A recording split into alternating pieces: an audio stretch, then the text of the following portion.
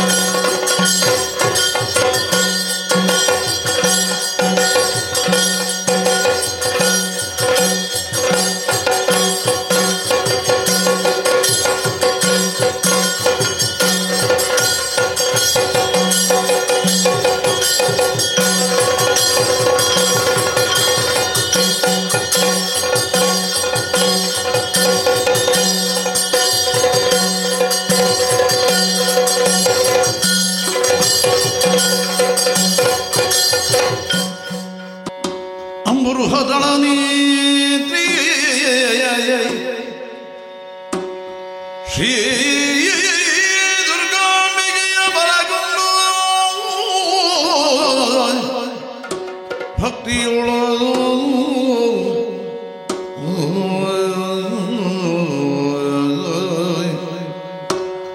ಅಂಬಿಕಾ ಸೋತೈ ವಿಘ್ನರಾಜನ ಪಿರಿರು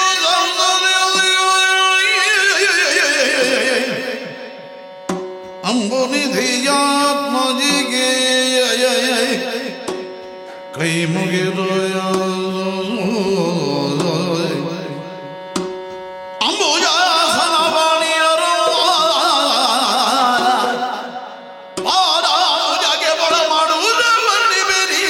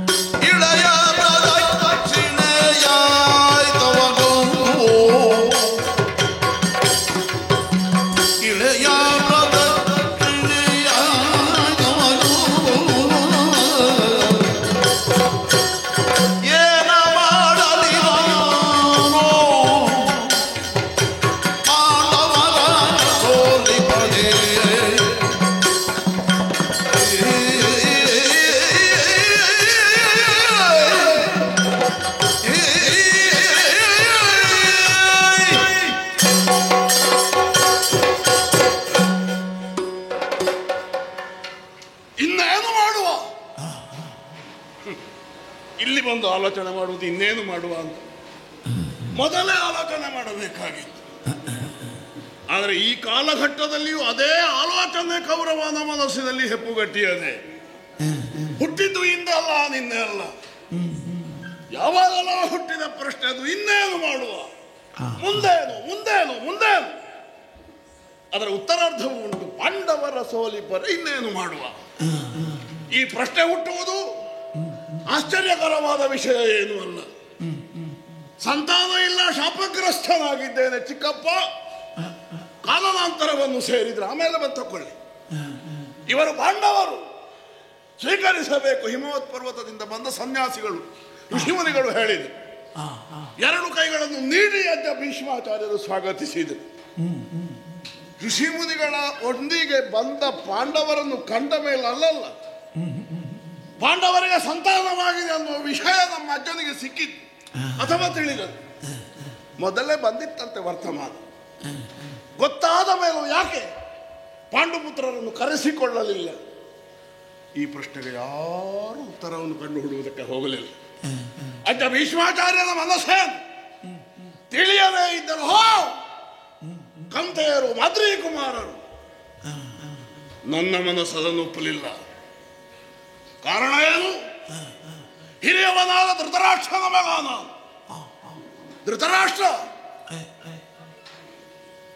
ಅಧಿಕಾರಕ್ಕೆ ಅಯೋಗ್ಯ ಅನ್ನುವುದು ತೀರ್ಮಾನವಾಗಿ ಹೋದರೂ ನಮ್ಮಪ್ಪಯ್ಯ, ನಾನವರ ಮಗನಾಗಿ ಅಧಿಕಾರವನ್ನು ವಹಿಸುವಲ್ಲಿ ಸರ್ವ ಅರ್ಹತೆಯನ್ನು ಹೊಂದಿದವ. ಇದು ಸುಳ್ಳಾದರೆ ದಾಸರಾಜನ ಅಂಗಳದಲ್ಲಿ ಅಜ್ಜ ಭೀಷ್ಮಾಚಾರ್ಯರು ಮಾಡಿದ ಪ್ರತಿಜ್ಞೆಗೆ ಮೌಲ್ಯ ಇಲ್ಲ ಅಂತ ಆಗುತ್ತದೆ. ಅದೇ ಪ್ರಶ್ನೆಯಲ್ಲೂ ದಾಸರಾಜ ಎತ್ತಿದ್ದು.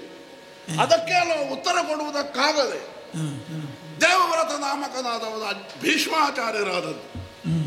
ಹಾಗಾದರೆ ಸರ್ವಥ ಅಧಿಕಾರವನ್ನೇರುವುದಕ್ಕೆ ಯೋಗ್ಯತೆಯನ್ನು ಹೊಂದಿರುವ ದುರ್ಯೋಧನ ಇರುವಾಗ ಹೇಗೆ ಹೇಗೆ ಪಾಂಡವರು ಇರ್ತಾರೆ ಇಲ್ಲಿ? ಅವಿಚ್ಛಿನ್ನವಾಗಿರಬೇಕು, ಅಖಂಡವಾಗಿರಬೇಕು ಆರ್ಯಾವರ್ತ. ಇದು ನಮ್ಮ ಉದ್ದೇಶ. ಆದ್ದರಿಂದ ಎಂದೆಂದಿಗೂ ಪಾಂಡವರಲ್ಲ, ಶತ್ರುಶೇಷವನ್ನು ನಿರ್ನಾಮ ಮಾಡಬೇಕಾದದ್ದು ರಾಜನೀತಿ. ಆದ್ದರಿಂದಲೇ ಎಳೆಯಲ್ಲಿ ಅವರನ್ನು ನಿಶೇಷವಾಗಿ ನಿವಾರಿಸುವುದಕ್ಕೆ ನಾನು ಹಲವು ಯತ್ನಗಳನ್ನು ಮಾಡಿದೆ. ಊಟದಲ್ಲಿ ವಿಷ ಹಾಕಿದ್ರು ಸಾಯದ ಪಿಂಡಗಳು. ಏನು ಮಾಡುವ, ಏನೋ ಮಾಡುವುದಿನ್ನು ಪಾಂಡವರ ಸೋಲಿಪರೆ. ಖಂಡವ ಪ್ರಸ್ಥವನ್ನು ಕೊಟ್ಟರೆ ಅದನ್ನು ಇಂದ್ರಪ್ರಸ್ಥವಾಗಿ ಮಾರ್ಪಡಿಸಿ ನಮ್ಮ ಹೊಟ್ಟೆಗೆ ಕಿಚ್ಚು ಹಾಕುವಂತೆ ಅಲ್ಲಿ ರಾಜಸೂಯವನ್ನು ಮಾಡಿದೆ. ಆ ಮಯನ ಅರಮನೆಯಲ್ಲಿ ನಾನು ಜಾರಿ ಬಿದ್ದರೆ ಗುರುಕುಲದ ಸೊಸೆ ಕಾಡ್ತಾಳೆ, ಅರಿಯದೆ ಬಿದ್ದಿದೆ ಭಾವ, ಕುರುಡರೆ ಕುರುಕುಲ ದೇವ, ಕುರುಕುಲದ ಸೊಸೆ ಕುರುಕುಲ ದೇವ ಅನ್ನುವ ಹಾಗೆ ಇನ್ನೊಂದು ಕಡೆ ಕುರುಕುಲವನ್ನಿಟ್ಟು ಮಾತಾಡ್ತಾಳೆ ಅಂತ ಆದರೆ ಯಾವ ಕಾಲಕ್ಕೂ ಪಾಂಡವರು ಕೌರವರು ಒಂದಾಗುವವರಲ್ಲ ಅನ್ನುವುದು ಪಾಂಚಾಲೆಯ ಮನಸ್ಸು ಹೌದಲ್ಲ. ಮತ್ತಿನ್ನು ದುರ್ಯೋಧನ ಹೇಳಿದ ಅಪರಾಧ ಏನು? ಆದ್ದರಿಂದಲೇ ತುಂಬಿದ ಸಭಾ ಮಂದಿರದಲ್ಲಿ ಅವಳ ವಸ್ತ್ರಾಕ್ಷೇಪಕ್ಕೆ ನಾನು ಪ್ರಯತ್ನಿಸಿದೆ. ಯಶಸ್ಸು ಸಿಗಲಿಲ್ಲ, ಹೋಗಲಿ ಬಿಡಿ. ನಮಗ ಅವಳ ಹೇಳುವುದಿಲ್ಲ, ಆ ಮೈಯನ್ನು ನೋಡಿ ನಮಗೇನು ಲಾಭ. ಆದರೆ ಉದ್ದೇಶ ಸಫಲವಾಯಿತು. ಆಮೇಲಿನ ದ್ಯೂತ ಪ್ರಸಂಗ, ಮಾವ ಬಂದು ಕೂತದ್ದು ನಾವೆಲ್ಲವನ್ನೂ ಗೆದ್ದುಕೊಂಡೆವು. ಅಜ್ಞಾತವಾಸ ವನವಾಸಾದಿಗಳನ್ನು ಮುಗಿಸಿ ಬಂದ ಮೇಲೆ ಅವರು ಭೀಷ್ಮಾಚಾರ್ಯನನ್ನು ಮಾತು ಕೇಳಿದ್ರ? ಎಲ್ಲವನ್ನು ಮುಗಿಸಿ ಬಂದಿದ್ದೇವೆ, ಇನ್ನೇನಂತಯ್ಯ ಕೇಳಲಿಲ್ಲ. ಯಾಕೆ? ಹಸ್ತಿನಾವತಿ ಆಗಲಿ, ಹಸ್ತಿನಾವತಿ ಅಧಿಕಾರವನ್ನು ವಹಿಸಿಕೊಂಡು ಆಚಾರ್ಯ ಭೀಷ್ಮರಾಗಲಿ ನಮ್ಮವರನ್ನು ಭಾವವನ್ನು ಪಾಂಡವರು ಹೊಂದಲೇ ಇಲ್ಲ. ಆದ್ದರಿಂದಲೇ ಕೇಳಲಿಲ್ಲ. ಆದ್ದರಿಂದಲೇ ನಾನು ಉದ್ಘೋಷಿಸಿದ್ದು. ವನವಾಸ ಅಜ್ಞಾತವಾಸಗಳನ್ನು ಪೂರೈಸಿ ಬಂದ ಮೇಲೆ ಪಾರ್ಥಿವರು ಯುದ್ಧದಿಂದ ಪಡಕೊಳ್ಳಲಿ ಕಳೆದುಕೊಂಡದ್ದು. ಯುದ್ಧ ಬೇಡ, ಕುರುರಾಯ ಸುಖಿ ಎಂದು ಕೇಳಿದರೆ ಸಾಕು, ನಮಗೆ ಕಾಡೇ ಆದೀತು. ಎಷ್ಟು ಸಲ ಹೇಳಿರ್ಬೋದು ನಿಮ್ಮ ಧರ್ಮರಾಯ, ಆದರೆ ಅವನ ಅಂತರಂಗದಲ್ಲಿ ಆ ಭಾವನೆ ಇತ್ತೆ. ಆ ಪ್ರಶ್ನೆಗೆ ಉತ್ತರ ಕೊಡುವುದಕ್ಕೆ ಆಧಾರ ಸಾಕಾಗುವುದಿಲ್ಲ. ಯಾಕೆ? 7 ಅಕ್ಷೋಹಿಣಿ ಸೈನ್ಯ ಅಲ್ಲಿ ಉಂಟಲ್ಲ. ಹುಟ್ಟಿದಾಗಿನಿಂದ ಯುದ್ಧ ಯುದ್ಧ ಯುದ್ಧ, ನಿಷ್ಪಾಂಡವ ಪೃಥ್ವಿ. ಜಪಿಸಿಕೊಂಡಿದ್ದ ನಾನು 11 ಅಕ್ಷೋಹಿಣಿ. ಸೇರಿಸುವುದು ದೊಡ್ಡ ವಿಷಯ ಅಲ್ಲ, ಯುದ್ಧ ಬೇಡ, ಶಾಂತಿ ಇರಲಿ. ಹೇಳಿದ ಧರ್ಮರಾಯನ ಪಕ್ಕದಲ್ಲಿ 7 ಅಕ್ಷೋಹಿಣಿ ಉಂಟೆಂದಾದರೆ ಅವನ ಅಂತರಂಗದಲ್ಲಿದ್ದ ನಿಜವಾದ ಭಾವ ಏನು? ಯುದ್ಧ ಅವನಿಗೂ ಬೇಕಾಗಿತ್ತು. ಆದ್ದರಿಂದಲೇ ಹೇಳುವುದಕ್ಕೆ ಬದಲೇ ಇಲ್ಲಿ ಬಂದು ಕುಳಿತದ್ದವರು. ಆದರೆ ಏನು ಮಾಡುವ, ಹೋಗಿದ್ದೆ ನಾನು ಕೂಡ ಯಾದವ ಮುಖ್ಯನಾದ ಕೃಷ್ಣನ ಸಹಾಯವನ್ನು ಕೇಳುವುದಕ್ಕೆ. ವೈಷ್ಣವ ಸೇನೆ ಒಂದು ಕಡೆ, ಕೃಷ್ಣ ನಾನು ಮತ್ತೊಂದು ಕಡೆ. ನಾನು ಸೈನ್ಯವನ್ನೇ ಕೇಳಿದೆ. ನಮಗೆ ಕಪಟ ಇಲ್ಲ, ವಂಚನೆ ಇಲ್ಲ. ಕೃಷ್ಣ ನೀನು ಬಂದರೆ ಸಾಕು, ನಿನ್ನ ಅನುಗ್ರಹದಿಂದ ನಾವು ಗೆಲ್ಲುತ್ತೇವೆ. ಪುರುಷ ಪ್ರಯತ್ನ, ಇದು ನಮ್ಮ ಉದ್ದೇಶ. ಬಲರಾಮ ದೇವ ನನ್ನ ಗುರುಗಳು ಹೇಗಿದ್ದರೂ ನನ್ನ ಬೆಂಬಲಕ್ಕೆ ನಿಲ್ಲುತ್ತಾರೆ, ನನ್ನನ್ನು ಗೆಲ್ಲಿಸಿಕೊಡುತ್ತಾರೆ. ಈ ಭಾವನೆ ನನ್ನಲ್ಲಿದ್ದರೆ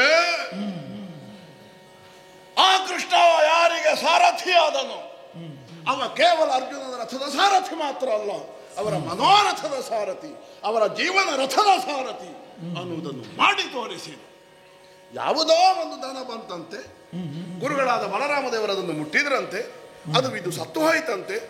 ಗೋಹತ್ಯೆಯ ಪಾಪ ನಿವಾರಣೆಗಾಗಿ ತೀರ್ಥಾಟನೆ ಮಾಡಬೇಕಣ್ಣಯ್ಯ ಅನ್ನುವಾಗಿ ಉಪದೇಶ ಕೊಟ್ಟನಂತೆ ಈ ಕಳ್ಳ. ಅದನ್ನು ನಂಬಿದ ಬಲಭದ್ರ ದೇವರು ತೀರ್ಥಾಟನೆ ಮಾಡಿದ. ಅವರು ಪಾಪ ತೊಳಕೊಳ್ಳಿ, ಅದಕ್ಕೆಲ್ಲ ಆಕ್ಷೇಪ. ಆದರೆ ಸಮಯ ನೋಡಿ, ಯುದ್ಧದ ಸಮಯ ಅಲ್ವೇ. ಬಲರಾಮ ದೇವರೊಬ್ಬರು ಇದ್ರೆ ನನ್ನನ್ನು ಗೆಲ್ಲಿಸಿಕೊಡ್ತಾರೆ ಅನ್ನುವಾಗ ನಿರ್ಭೀಡೆಯಿಂದ ನಿರ್ಭೀತಿಯಿಂದ ಇದ್ದಂತಹ ಕೌರವನ ಆಶಾ ಜ್ಯೋತಿ ಹೊಯ್ದಾಡುವುದಕ್ಕೆ ತೊಡಗಿತಲ್ಲ.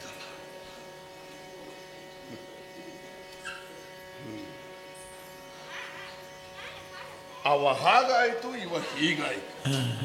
ಆದ್ರೆ ಒಂದು ಭರವಸೆ ಇತ್ತು, ಮತ್ತೊಬ್ಬರಿದ್ದಾರಲ್ಲ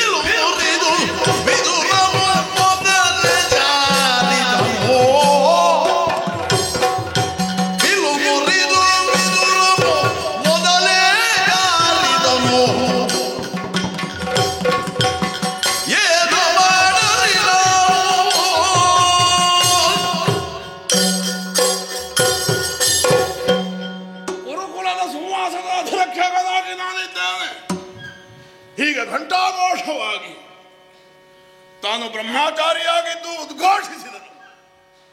ಆಚಾರ್ಯರ ಭೀಷ್ಮರಿದ್ದಾರೆ, ಅವರ ಕೃಪಾ ಛತ್ರದ ಅಡಿಯ ತಂಪು ನನಗೆ ಸಿಗುತ್ತದೆ ಹೀಗೆ ಭಾವಿಸಿ ಪಾಂಡವ ಪ್ರೇಮ ಅವರಲ್ಲಿ ಮಡುಗಟ್ಟಿದೆ ಅನ್ನುವುದನ್ನು ತಿಳಿದಿದ್ದು ಅಖಂಡವಾದ ನಮ್ಮ ಸೇನೆಯ ಮಹಾದಂಡ ನಾಯಕನಾಗುವಂತೆ ಅವರನ್ನು ಒಪ್ಪಿಸಿ ಪಟ್ಟಾಭಿಷೇಕವನ್ನು ಮಾಡಿ ದಿನವೊಂದಕ್ಕೆ 10,000 ಮಗುಣವರ್ಧ ದರ್ಶನವನ್ನು ಚೆಂಡಾಡಿ, ದುರ್ಯೋಧನ ನಿನಗೆ ಸಂತೋಷವನ್ನು ತಂದು ಕೊಡುತ್ತೇನೆ, ತಪ್ಪಿಯೂ ಪಾಂಡವರ ತಲೆ ತೆಗೀತೇನೆ ಅನ್ನುವಾಗ ಅವರು ಹೇಳಲಿಲ್ಲ. ಆದರೆ ನಮಗದಲ್ಲಿ ಆಕ್ಷೇಪ ಇಲ್ಲ. 10,000 ಆದ್ರೂ ಹೋದ್ರೆ ಹೋದ್ದೆವು.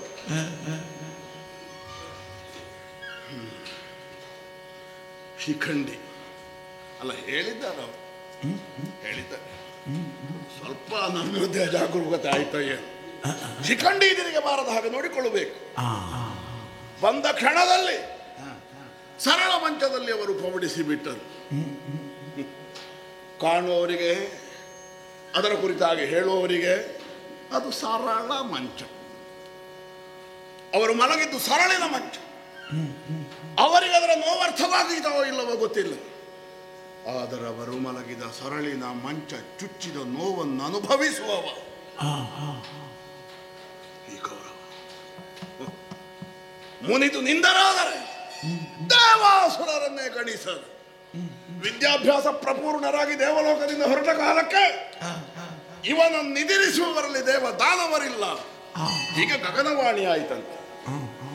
ಕೇವಲ ಭಿಲ್ಲ ಟಂಕಾರದಿಂದ ಆರ್ಯಾವರ್ತ ಸಮಗ್ರ ಕ್ಷತ್ರಿಯರ ಕಿರೀಟ ಮಣಿಗಳು ಅವರ ಪಾದಮೂಲದಲ್ಲಿ ಮಲಗಿ ನೀಲಾಜನವನ್ನು ಎತ್ತುವಂತಹ ಸ್ಥಿತಿ ಅವರದ್ದು. ಅಂತಹ ಪರಾಕ್ರಮಿ ಉತ್ತರಾಯಣ ಬರಲಿ ಅನ್ನುವ ಹಾಗೆ ಕಾದು ಕುಳಿತಿದ್ದಾರಲ್ಲಿ ಮಲಗಿಕೊಂಡು. ಸರಳ ಅಲ್ಲ, ನಮಗದು ಆಶ್ಚರ್ಯದ ವಿಷಯ ಅಲ್ಲ. ಸಮಯಕ್ಕಾಗುವಾಗ ಮತ್ತೆ ವಿದುರ ಎಂತದ್ದು ಮಾಡಿ ನಮ್ಮರ ಮನೆಗೆ ಆರೋಹಣೆಗೆ ಬರಲಿಲ್ಲ ಅನ್ನುವಾಗ ಆಕ್ಷೇಪದಿಂದ ನಾನು ಕೃಷ್ಣನನ್ನು ನುಡಿಸುತ್ತಿದ್ದರೆ ದೇವನನ್ನು ನಿಂದಿಸಿದೆ. ಕಣದೊಳಗೆ ನಿನ್ನ ತಲೆಗಾಯುವೆನೆನ್ನುತ್ತಲೇ ನಾನಿರಿಸಿದ ಬಿಲ್ಲು ಮುರಿದು ಹಾಕುತ್ತೇನೆ. ವಿದುರನ ಮನೆಗೆ ಹೋಗಿ ಹಾಲು ಕುಡ್ದ, ಅದರ ಬಿಲ್ಲನ್ನು ಇಲ್ಲಿ ತಂದು ಹರಿದು ಹಾಕಿ. ಅವ ಮೊದಲೇ ಜಾರುವುದೆಂತದ್ದು, ಬಿಲ್ಲು ಮುರಿದ ಮೇಲೆ ಜಾರಿದ್ದಲ್ಲ. ಗಾದೆ ಹುಟ್ಟಿಕೊಂಡಿದೆ ಈಗ ಲೋಕದಲ್ಲಿ, ಗೊತ್ತುಂಟು ನಿಮಗೆ? ಊಟ ಕೌರವರಲ್ಲಿ ಪಕ್ಷ ಪಾಂಡವರಲ್ಲಿ. ಯಾರನ್ನು ನೋಡಿ? ಈ ವಿದುರನನ್ನು ನೋಡಿ. ಆಗ ನಾನು ಭಾವಿಸಿದೆ, ಅಲುಗಾಡುವ ಹಲ್ಲು ಎಂಥದನ್ನು ತಿನ್ನಲಿಕ್ಕೆ ಬಿಡುವುದಿಲ್ಲ. ಯಾವಾಗ ನೋಡಿದ್ರು ನೋವು. ಅದು ಬಿದ್ದು ಹೋದ್ರಲ್ವ ಉಪಕಾರ. ಎಲ್ಲ ಹಲ್ಲು ಗಟ್ಟಿದ್ದವರಲ್ಲಿ ಈ ಉದಾಹರಣೆ ಹೇಳಿದ್ರೆ ಗೊತ್ತಾಗಲಿಕ್ಕೆ, ಹಲ್ಲು ನೋವಿದ್ದವರಲ್ಲಿ ಹೇಳಬೇಕು. ನಾನು ಹಲ್ಲು ನೋವನ್ನು ಎಷ್ಟು ಸಮಯದಿಂದ ಅನುಭವಿಸಿದ್ದೇನೆ. ವಿದುರನೆನ್ನುವ ಅಲುಗಾಡುವ ಹಲ್ಲು ಹೋದಲ್ಲಿಗೆ ನನಗೆ ಒಂದು ಗಳಿಗೆ ಪಶ್ಚಾತ್ತಾಪ ಆಗಲಿಲ್ಲ, ಬೇಸರ ಆಗಲಿಲ್ಲ. ಆದರೆ ನಷ್ಟ ಅನ್ನು ಭಾವಿಸಿದ್ರೆ ಒಂದು ನಷ್ಟ ಹೌದಲ್ಲ.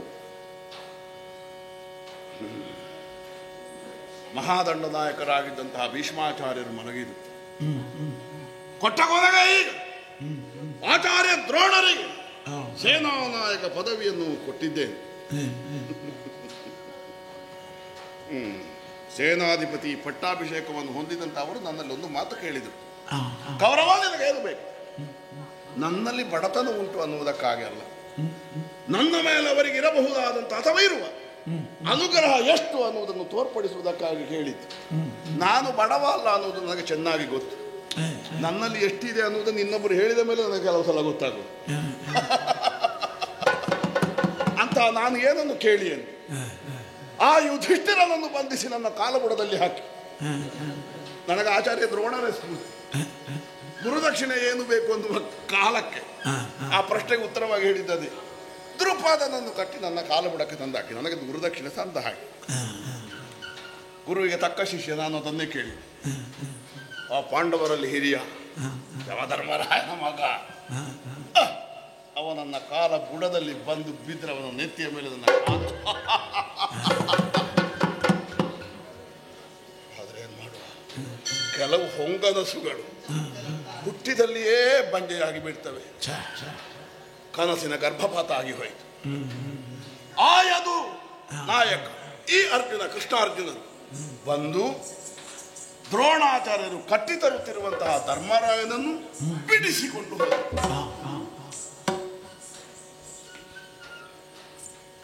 ಎಲ್ಲಿ ಹಾಕಿದ ಕಂಬಳಿ ಎಲ್ಲಿ ಅಲ್ಲೇ ಇದೆ ಅನ್ನೋ ಹಾಗಾಯಿತು. ಪುನಃ ಪ್ರಶ್ನೆ ಭೂತಾಕಾರವಾಗಿ ಹೆಡೆ ಎತ್ತಿ ನಿಂತಿತು.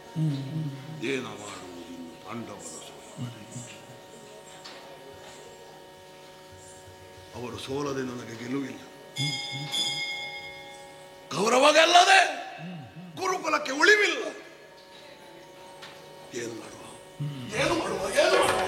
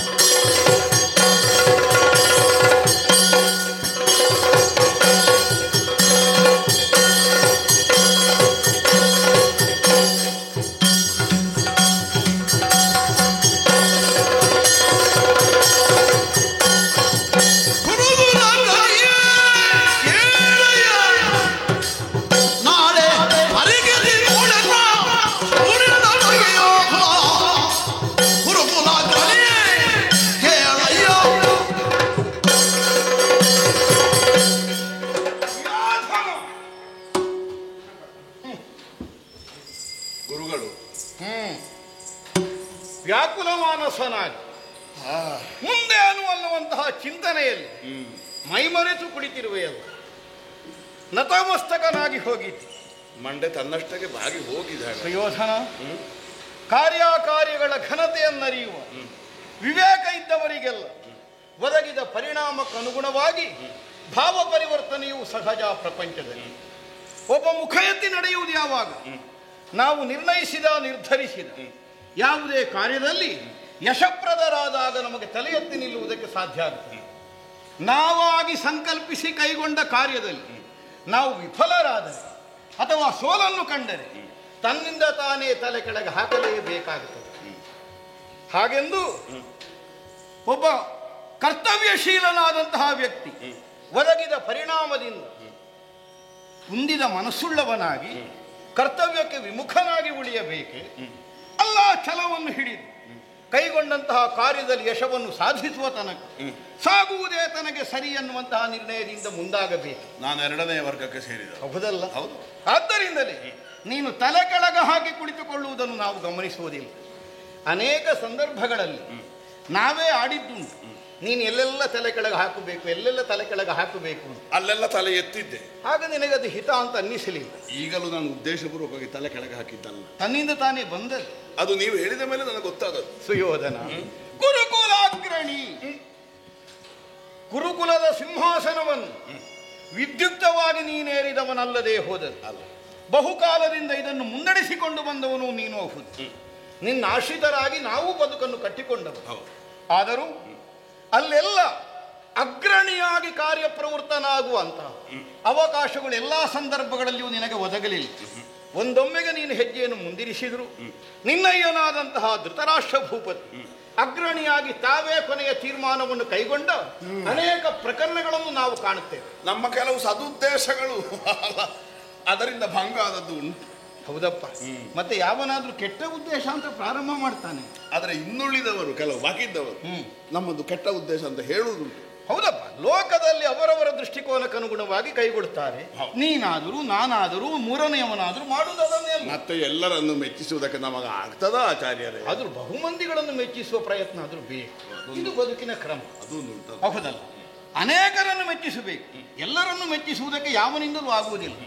ಒಂದು ವಾಕ್ಯವೇ ಉಂಟಲ್ಲ, ಜನತೆಯನ್ನು ಮೆಚ್ಚಿಸುವುದಕ್ಕೆ ಜನಾರ್ದನನಿಗೂ ಸಾಧ್ಯವಾಗುವುದು. ದೇವರ ಬಗ್ಗೆ ಆಕ್ಷೇಪ ಮಾಡುವವರಿದ್ದಾರೆ, ಮತ್ತೆ ಕೌರವನ ಬಗ್ಗೆ ಆಕ್ಷೇಪ ಮಾಡಿದ್ರೆ ಏನು ಪ್ರಯೋಜನ? ನಿನ್ನನಿಗೆ ದೇವರು ಅಂತ ಹೇಳಿದ್ದಲ್ಲ. ಊರಿಗೆ ಹಿತ ಮಾಡುವವರನ್ನೇ ಆಕ್ಷೇಪ ಮಾಡುವವರಿದ್ದಾರೆ ಹೇಳಿ. ದೇವರು ಊರಿಗೆ ಹಿತ ಮಾಡುವವರನ್ನೇ ಆಕ್ಷೇಪ ಮಾಡುವವರಿದ್ದಾರೆ. ನಾನು ಅದಕ್ಕೆ ಆ ವರ್ಗಕ್ಕೆ ಸೇರಿಕೊಂಡ. ಒಳ್ಳೆಯದು. ಈಗ ನೀನು ಕುರುಕುಲಾಗ್ರಣಿಯಾಗಿಯೇ ಮಾನಿತನಾಗುತ್ತೆ. ಯಾಕೆ? ಹಿರಿಯರಾದಂತಹ ಭೀಷ್ಮರಾಗಲಿ ಅಥವಾ ನಿನ್ನಯ್ಯನಾದಂತಹ ಧೃತರಾಷ್ಟ್ರ ಭೂಪತಿಯಾಗಲಿ ಆತ್ಯಂತಿಕವಾದ ನಿರ್ಣಯವನ್ನು ಕೈಗೊಳ್ಳುವ ಅವಕಾಶವನ್ನು ಈಗ ಉಳಿಸಿಕೊಂಡದ್ದು. ನೀನೇ ನಿರ್ಣಯಗಾರನಾಗಿ ಸಿದ್ಧನಾಗಿ ನೀನು ಮಾಡಿದ ನಿರ್ಣಯ ಸಂಧಾನಕಾರನಾಗಿ ಬಂದಂತಹ ಕೃಷ್ಣನಲ್ಲಿ ರಣವೀರ್ಯವನ್ನು ನೀನು ಒದಗಿಸಿ ನಿನ್ನದ್ದಾದಂತಹ ಅಗ್ರಣಿತ್ವವನ್ನು ಸ್ಥಾಪಿಸಿ ಕಾಣಿಸಿ.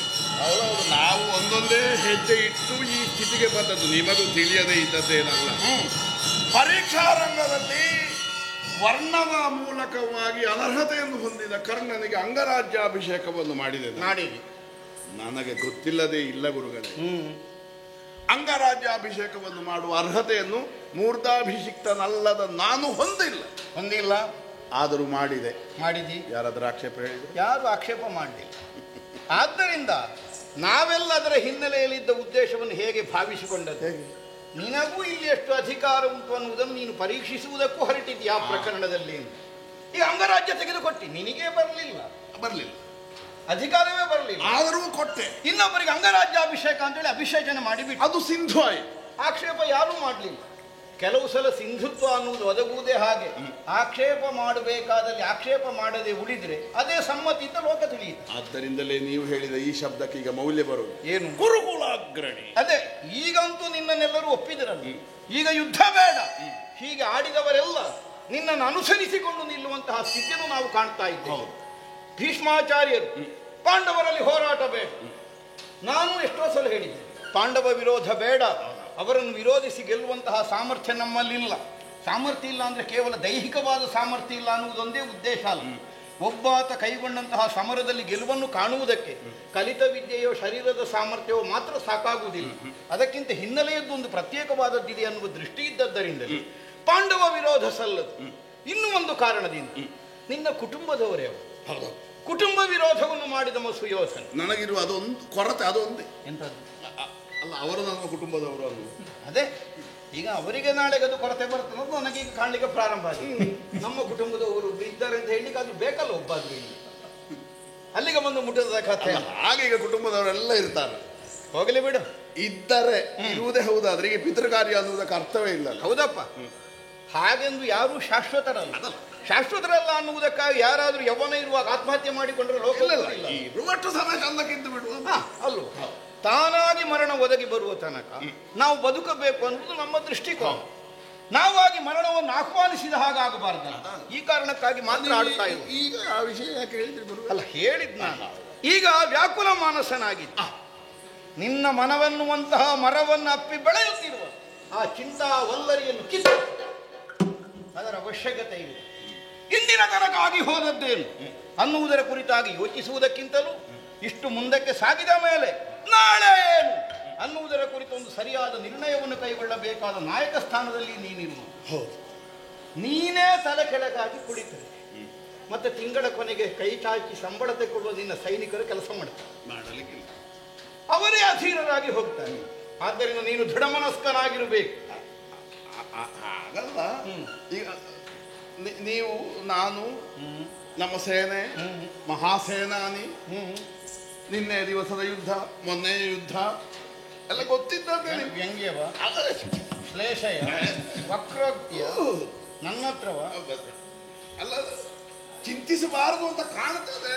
ಆದರೆ ನಾಳೆ ಪರೀಕ್ಷಿಸಿ ನೋಡೆಲ್ಲ ಶೌರ್ಯದ ಬಗೆಯ. ದೃಢವಾದ ನಿರ್ಧಾರದಿಂದಲೇ ನಿನ್ನ ಸಮ್ಮುಖದಲ್ಲಿ ಈ ಕ್ಷಣದಲ್ಲಿ ಕಾಣಿಸಿಕೊಂಡಿದ್ದೇನೆ. ನಾಳೆ ಏನು ಅನ್ನುವುದನ್ನು ಈ ಗರಡಿ ಆಚಾರ್ಯ ನನಗೆ ತೋರಿಸಿಕೊಡುವುದಕ್ಕಿಂತ ನಾಳೆ ಎಂತದ್ದು? ನೀವು ಮೊನ್ನೆ ಈ ಪಟ್ಟಾಭಿಷೇಕ ಆಗುವ ದಿವಸವು ನಾಳೆ ಏನು ಅಂತ ಹೇಳಿದ್ರಿ. ಹೌದೌದು, ನೀನು ರಾತ್ರಿ ಪಟ್ಟಾಭಿಷೇಕ ಮಾಡಿದ ಕಾಲಕ್ಕೆ ಕೇಳಿದ್ದೆ ನಾನು. ಈಗ ಇವತ್ತು ರಾತ್ರಿ ಚಿಂತೆ ಮಾಡುವಾಗಲೂ ಬಂದಿದ್ದೀನಿ. ಹೌದು, ನಾಳೆ ಹೇಳ್ತೀನಿ. ಹೌದು, ಮೊನ್ನೆ ನೀನೇನು ಹೇಳಿದ್ದು? ಏನು ಬೇಕು ಕೇಳಿದ್ದು? ನಾನು ಏನು ಬೇಕು ಕೇಳುವಾಗ ಹೌದು, ಧರ್ಮರಾಯ ಬೇಕು. ಹೌದು, ನಾನು ಹಿಡಿದು ಕಟ್ಟಿದ್ದೀನಿ. ಹೌದು, ತರಲಿಲ್ವಾ? ತಂದಿದ್ದೀನಿ. ಅಲ್ಲ, ಮುಟ್ಲಿಲ್ಲ. ಇಲ್ಲಿಗೆ ಮುಟ್ಟೇನೆ. ಇಲ್ಲಿಗೆ ಮುಟ್ಲಿ. ಅಲ್ಲ, ನನಗೆ ನೀವು ಹೇಳಿದ ವಾಕ್ಯ ಪೂರ್ತಿ ಅರ್ಥ ಆಗಲಿಲ್ಲ. ಯಾರೂ ಬಿಡಿಸಿಕೊಂಡು ಹೋಗದೇ ಇದ್ದರೆ ಯುಧಿಷ್ಠಿರನನ್ನು ಕಟ್ಟಿ ನಾನು ತರ್ತೇನೆ ಅಂತ ನೀವು ಹೇಳಿದ ಮಾತಿಗೆ ಅರ್ಥ ಅಂತ ನನಗೆ ಆಲೋಚನೆ ಬರಲಿಲ್ಲ. ಯದುಪತಿ ಅರ್ಜುನೊಡನೆ ಬಂದು ಅದನ್ನು ಬಿಡಿಸಿದ. ಅದು ನಿಮ್ಮ ಭಾಷೆ ಬಂಜಾಗಿ ಹೋಯ್ತು. ಈಗ ನೀವು ಪುನಃ ನಾಳೆ ಹೇಳ್ತೀವಿ. ಧರ್ಮರಾಯನನ್ನು ಕಟ್ಟಿ ತರುವುದಕ್ಕೆ ರಟ್ಟೆ ತ್ರಾಣ ಕಲಿತ ವಿದ್ಯೆ ಮಾತ್ರ ಸಾಕಾಗುತ್ತದೆ ಅಂತ ನಾನು ಭಾವಿಸಿದ್ದರಿಂದ ಬಂದ ದೋಷ. ಅಷ್ಟು ಮಾತ್ರ ಸಾಕಾಗುವುದಿಲ್ಲ. ಧರ್ಮರಾಯನನ್ನು ಕಟ್ಟಬೇಕು ಅಂತಾದ್ರೆ ಅದಕ್ಕಿಂತ ಹೆಚ್ಚಿನದ್ದಾದ ಸಾಮರ್ಥ್ಯವೂ ಬೇಕಾಗುತ್ತೆ. ಕೇವಲ ದೇಹದ ತ್ರಾಣ ಮಾತ್ರ ಅಲ್ಲ, ವಿದ್ಯಾ ಸಾಮರ್ಥ್ಯ ಮಾತ್ರ ಅಲ್ಲ, ಅದಕ್ಕಿಂತ ಹೆಚ್ಚಿನದ್ದು ಬೇಕಾಗುತ್ತೆ. ಅದಕ್ಕಿಂತ ಹೆಚ್ಚಿನದ್ದು ಬೇಕಾಗುತ್ತೆ. ಅದಕ್ಕಾಗಿಯೇ ಒಂದು ನಿರ್ಣಯ ಮಾಡಿಯೇ ಬಂದಿದ್ದೆ. ನಾಳೆ ದಿವಸದ್ದು ಏನು ನಿರ್ಣಯ? ನನಗೆ ನಿನ್ನೆ ದಿನ ಪರಾಭವ ಬರಲಿಕ್ಕೆ ಕಾರಣನಾದಮ ಯಾರು? ಅರ್ಜುನ.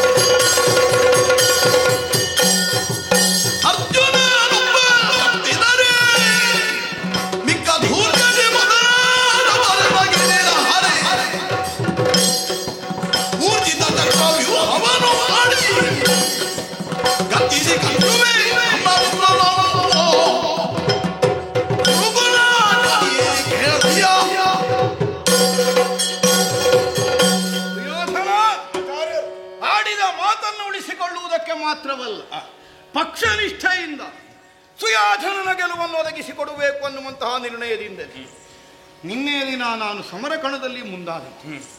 ಆದ್ರೇನು ಮಾಡೋಣ, ನಿನಗೆ ಕೊಟ್ಟ ಮಾತಿನಂತೆ ಧರ್ಮಜನನ್ನು ಸೆರೆ ಹಿಡಿದು ಕರೆತರುತ್ತಿರುವಂತಹ ಕಾಲಕ್ಕೆ ಕೃಷ್ಣ ಸೂಚನೆಯಿಂದ ನನ್ನ ಪಥಕ್ಕಡ್ಡವಾಗಿ ಅರ್ಜುನ ರಥವನ್ನು ಸರಿಸಿದ, ಕಾಳಗವಾಯಿತು, ಬಿಡಿಸಿಕೊಂಡು ಹೊರಟು ಹೋದ.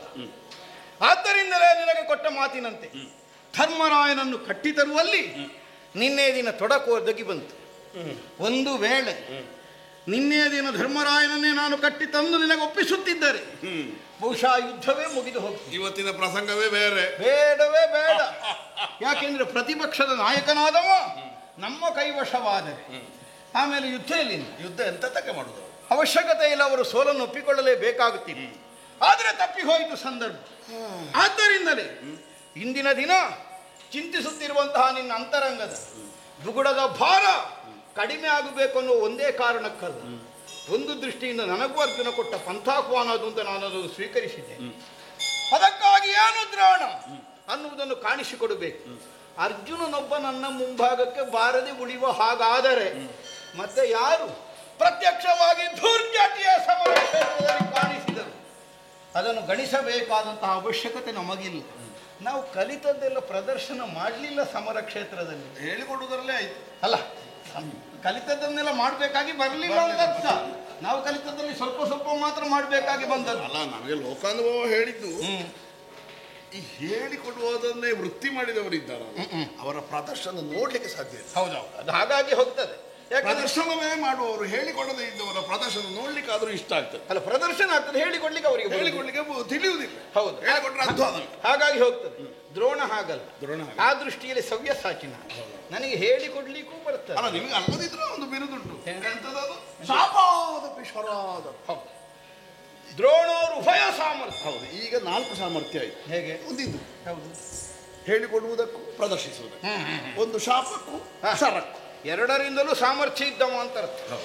ಆದ್ದರಿಂದ ಊರ್ಜಿತವಾದಂತಹ ನನ್ನ ಸತ್ವ ವಿಶೇಷ ಏನು ಎಷ್ಟು ಅನ್ನುವುದನ್ನು ನಾಳೆಯ ದಿನ ಸಮರ ಕ್ಷೇತ್ರದಲ್ಲಿ ಪ್ರಪಂಚ ತಿಳಿಯುವ ಹಾಗೆ ಮಾಡ್ತೇನೆ. ಅರ್ಜುನನೊಬ್ಬ ತಪ್ಪು ಚಕ್ರವ್ಯೂಹವನ್ನು ಬಲಿ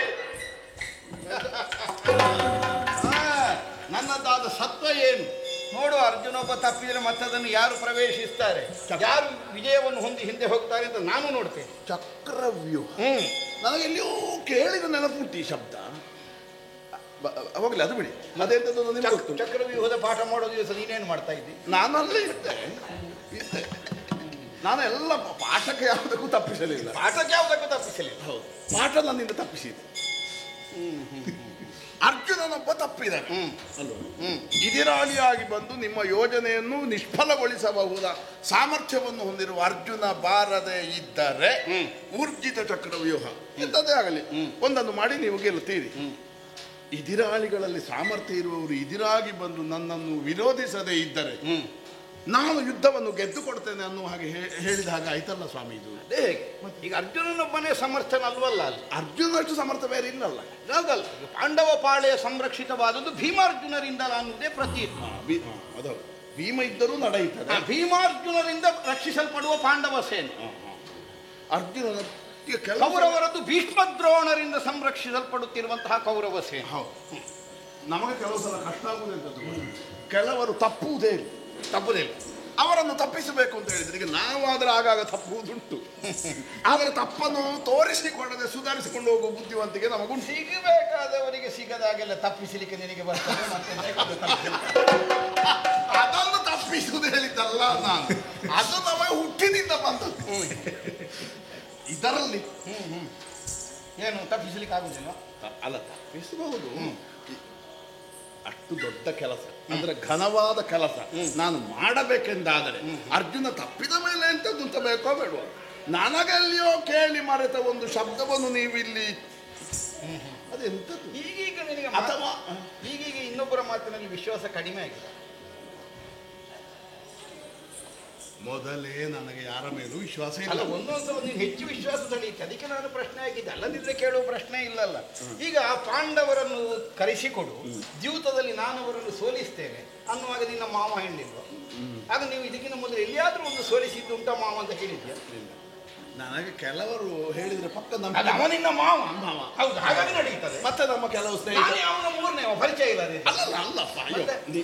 ಪರಿಚಯ ಉಂಟು, ನಿಮ್ಮ ಆಶೀರ್ವಾದ ಬಲದಿಂದಲೇ ನಾನು ಬದುಕುವುದು. ಆದರೆ ಅರ್ಜುನ ತಪ್ಪಿದರೆ ಎಂಥದ್ದು ಅನ್ನೋ ಪ್ರಶ್ನೆಗಿಂತಲೂ ಅರ್ಜುನ ತಪ್ಪಬೇಕು ಯಾಕೆ ಅನ್ನೋ ಪ್ರಶ್ನೆಗೆ ಉತ್ತರ ಬೇಕೋ ಬೇಡ. ಇಲ್ಲ ಇದ್ರೆ ಇಷ್ಟು ದೊಡ್ಡ ದೊಡ್ಡ ವ್ಯವಹಾರ ನಾನು ಮಾಡಿ ಈಗ ನಾಳೆ ಕೇಳಿದ್ರೆ ಹೇಳಬೇಡುವ ನಾನು. ಕಾರಣ ಇಲ್ಲದೆ ಹೇಳುವವನಲ್ಲ. ಅದು ಕಾರಣ. ಅರ್ಜುನನೊಬ್ಬ ತಪ್ಪಿದರೆ ಹೇಗೆ ಗೆಲುವನ್ನು ಹೊಂದುವುದಕ್ಕೆ ಸಾಧ್ಯವಾಗ್ತದೆ ಅನ್ನುವುದರ ಹಿನ್ನೆಲೆಯನ್ನು ನೀನು ಬಲ್ಲೆಯ? ನಮಗೆ ದೈವಾನುಗ್ರಹ ಉಂಟು.